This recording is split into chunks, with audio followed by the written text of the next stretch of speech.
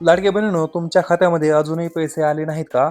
मग हा व्हिडिओ शेवटपर्यंत नक्की पहा. कारण पुढील हप्त्याबाबत एक महत्त्वाचे अपडेट समोर आले आहे. पैसे कधी येणार हे देखील मी तुम्हाला ह्याच व्हिडिओमध्ये सांगणार आहे. त्यामुळे हा व्हिडिओ शेवटपर्यंत नक्की पहा. मित्रांनो, सध्या राज्यभरातील लाखो महिला पुढील हप्त्याची आतुरतेने वाट पाहत आहेत. अनेक जण रोज बँक खाते तपासत आहेत, पण अजूनही सर्वांच्या खात्यामध्ये पैसे जमा झाले नाहीत. म्हणजे अनेक जण बँक खाते तपासत आहेत, परंतु अजून पण अनेक महिलांच्या खात्यामध्ये पैसे जमा झालेले नाहीत. यामागचं कारण म्हणजे पात्र लाभार्थ्यांची पडताळणी, डीबीटी प्रक्रिया आणि बँक खात्याची अंतिम तपासणी. त्यामुळे काही महिलांच्या खात्यामध्ये पैसे आधी तर काहींच्या खात्यामध्ये नंतर जमा होऊ शकतात. म्हणून जर तुमच्या ओळखीतील एखाद्या महिलेच्या खात्यामध्ये पैसे आले आणि तुमच्या खात्यामध्ये पैसे अजून आले नसतील, तर घाबरू नका. डीबीटीद्वारे पैसे टप्प्याटप्प्याने जमा होऊ शकतात, त्यामुळे घाबरायची गरज नाही.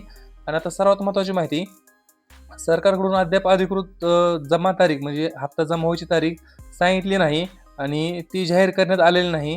पण सध्या ₹1,500 हप्ता लाभार्थी महिलांना मिळणार असून रक्षाबंधनाच्या आसपास रक्कम जमा होण्याची शक्यता विविध माध्यमांमधून व्यक्त केली जात आहे.